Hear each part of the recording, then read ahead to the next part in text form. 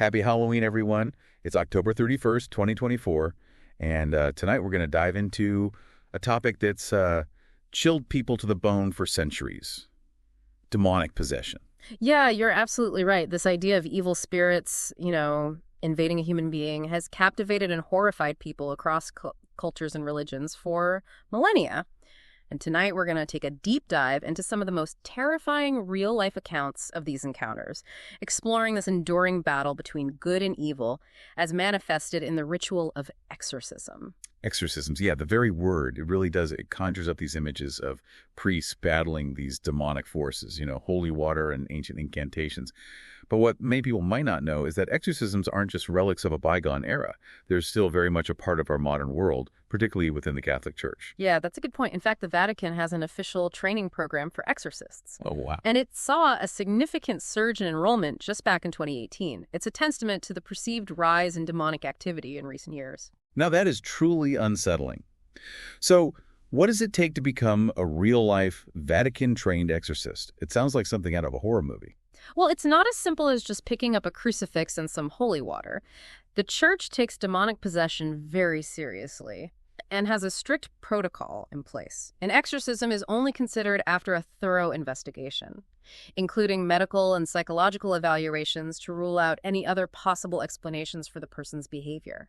So they're not just jumping to conclusions about demonic possession. There's actually a process of discernment involved. Exactly. And only an ordained priest, specifically trained and authorized by a bishop, can perform an official exorcism. This training involves not only understanding the theological and spiritual aspects of demonic influence, but also recognizing the signs and symptoms of possession, as well as the proper procedures for conducting the ritual. That makes sense.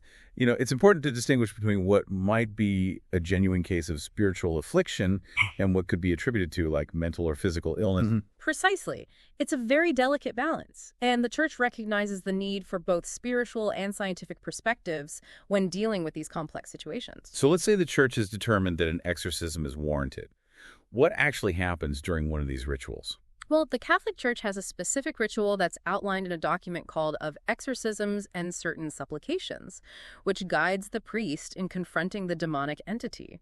It involves prayers, blessings, invocations, and the use of sacred objects like a crucifix and holy water. It's fascinating and a bit unnerving to think about these ancient rituals being performed in our modern world, but I think what people really want to hear about are the actual cases, the stories of those who have been through these harrowing experiences. You're right. There's nothing quite like a real-life account to shed light on the dark side of exorcism. And there are some cases that have truly shocked and terrified people for decades. Well, in the spirit of Halloween, let's delve into one of those chilling stories. What case truly stands out to you as particularly disturbing? Let's start with the case that inspired the iconic horror film The Exorcist, the story of a 13-year-old boy known as Roland Doe to protect his identity. This case, which took place in 1949, offers a glimpse into the terrifying reality of demonic possession and the lengths to which the Church will go to combat it. Okay, this is where it gets really interesting. A real-life case behind The Exorcist. I'm all ears. It all began after the death of Roland's aunt. He was incredibly close to her, and in his grief, he turned to a Ouija board, hoping to contact her spirit. Oh no, the Ouija board. That never ends well in horror movies. What happened next? Well, shortly after using the Ouija board, strange things started happening around Roland. Scratching noises coming from inside the walls, objects moving on their own, his bed shaking violently.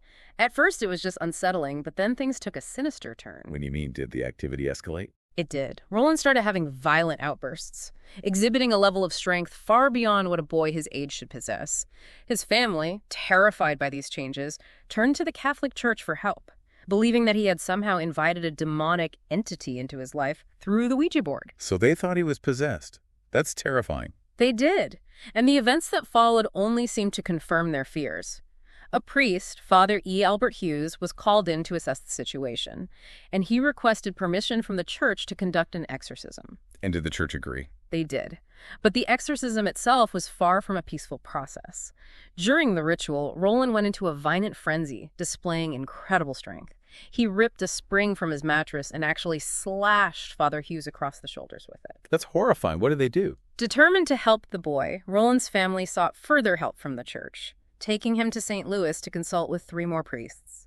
Over the next few weeks, they performed nearly 30 exorcisms on Roland. 30 exorcisms. That's unbelievable. Did they work? The priests documented a series of disturbing events during these exorcisms. Roland's violent outbursts intensified. Messages inexplicably appeared on his skin, and guttural, inhuman voices would speak through him. It seemed like every attempt to expel the demon only enraged it further. Then, during a final, dramatic exorcism that lasted a mere 7 minutes, something shifted. What happened? Did they finally drive out the demon? According to the priests, Roland suddenly emerged from his trance-like state and calmly said, "He's gone." And just like that, the violent outbursts, the strange phenomena, all of it ceased. Roland claimed to have had a vision of St. Michael defeating the devil, and from that day forward, he never experienced those symptoms again. Wow, that's both fascinating and terrifying. Okay. It really makes you wonder about the power of these rituals, but also about the dark forces they claim to confront. Absolutely. And that's just one of many chilling cases that have captivated and horrified people for decades. Well, I'm ready for another story. What other case sends chills down your spine? Let's move on to another case that really highlights the potential dangers of exorcism when the lines between faith and mental illness become blurred. The story of Anneliese Michel, the young German woman whose tragic ordeal inspired the film The Exorcism of Emily Rose. Yeah, remember that movie is terrifying. So this was based on a real event, too. Yes. Anneliese Michel was a devout Catholic living in Germany in the 1970s. When she was 16, she started having seizures, blackouts, and exhibiting some strange behavior. Doctors diagnosed her with temporal lobe epilepsy. Epilepsy, but you said this was a case of demonic possession. Well, that's where things get complicated. While doctors attributed her symptoms to a neurological disorder, Anneliese and her family believed something more sinister was at play. They began to interpret her seizures, her aversion to religious objects, and her increasingly erratic behavior as signs of demonic influence. So they thought she was possessed, despite the medical diagnosis. Yes, they did. And it's important to remember the context of the time. This was a deeply religious family living in a society where belief in the supernatural was still quite prevalent. As Anneliese's condition worsened, her behavior became increasingly disturbing. She would reportedly eat spiders in coal, bite the head off a dead bird, and contort her body in these unnatural ways. She claimed to see demonic faces and hear voices tormenting her. That's horrifying. Didn't the doctors try to help her? They did. They continued to treat her for epilepsy, but Anneliese and her family remained convinced that her afflictions were spiritual, not medical. They pleaded with the church for an exorcism, believing it was the only way to save her. And did the church agree? Initially, they were hesitant, but as Anneliese's condition deteriorated and her pleas became more and more desperate, 2 priests, Ernst Alt and Arnold Renz, received permission from the bishop to perform the ritual. So they went ahead with the exorcism. What happened? Over the course of 10 months, the priests conducted 67 grueling exorcism sessions. Witnesses described Anneliese writhing, screaming, speaking in different voices, and claiming to be possessed by multiple demonic entities. The exorcisms took a heavy toll on her, both physically and emotionally. Did she ever get better? Tragically, no. Anneliese eventually stopped eating, and her physical health rapidly declined. She died at the age of 23, weighing only 68 pounds. That's heartbreaking. What happened after her death? Her death sparked a huge controversy.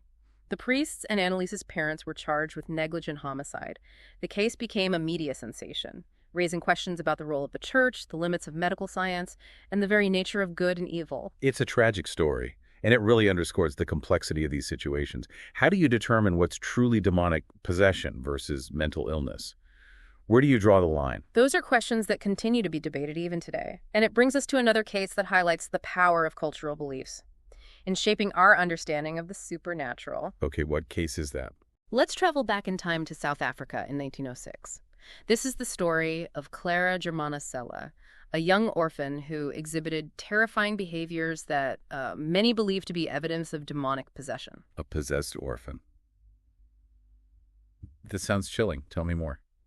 Clara was just 16 years old when she began to display a series of disturbing behaviors. She would have violent outbursts, speak in languages she didn't know, and even exhibit superhuman strength. Some witnesses even claim that she levitated. Levitated. Yeah. That's incredible. Did anyone try to explain what was happening to her? At the time, many people believed that Clara had made a pact with the devil. Her aversion to religious symbols, her seemingly supernatural abilities, and her erratic behavior all pointed towards a demonic entity taking control.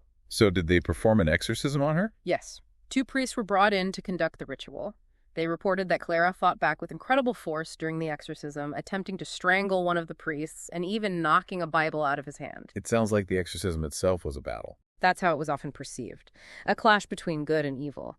The exorcism lasted for 2 days, and according to those present, it culminated in this dramatic scene where Clara levitated in front of 170 people. Wow. And did they claim to free her from the demon? They did. After the levitation, witnesses reported this foul smell leaving Clara's body, which they believed to be the departing demon. According to accounts, Clara returned to her normal state after that, free from the alleged possession. It's amazing how these stories, separated by time and geography, often share these similar themes. The violent outbursts, the aversion to religious objects, the speaking in tongues. It's like a recurring pattern in these cases of alleged demonic possession. It is fascinating how these patterns emerge across cultures and time periods, but it's also important to remember that the interpretation of these behaviors is heavily influenced by, the cultural beliefs and societal anxieties of the time. What might be seen as demonic possession in one era or culture could be viewed as a mental or physical illness in another. That's a great point. It makes you wonder, even in our modern, scientific world, are there cases that defy rational explanation? Are there instances where medicine and psychology fall short, and the only explanation seems to be something supernatural? That's a question that has perplexed even the most skeptical minds, and it leads us to a modern-day case that truly blurs the lines between psychiatry and the paranormal. Oh, this sounds intriguing. Tell me more. In 2008, Dr. Richard Gallagher, a board-certified psychiatrist and a professor at Columbia University, began working with a patient he calls Julia to protect her identity. And he believed that Julia was possessed. At first, Dr. Gallagher approached the case from a purely medical perspective. But he soon observed phenomena that went beyond any known psychiatric condition. Okay, what phenomena are we talking about? Julia would slip into these trance-like states, speak in languages she didn't know, and exhibit superhuman strength. Dr. Gallagher even claimed to have witnessed her levitating. A psychiatrist actually witnessed levitation. This is incredible. According to Dr. Gallagher, yes.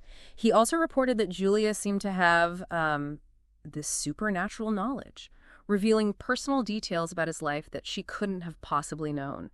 And during exorcism sessions, which involved a team of priests, she would spew threats, exhibit terrifying strength, and even change the temperature of the room. The priests involved corroborated these accounts, claiming they heard these distinct demonic voices speaking through her. So even in a modern context, with a highly trained psychiatrist involved, the mystery of demonic possession remained. Did they ever help Julia?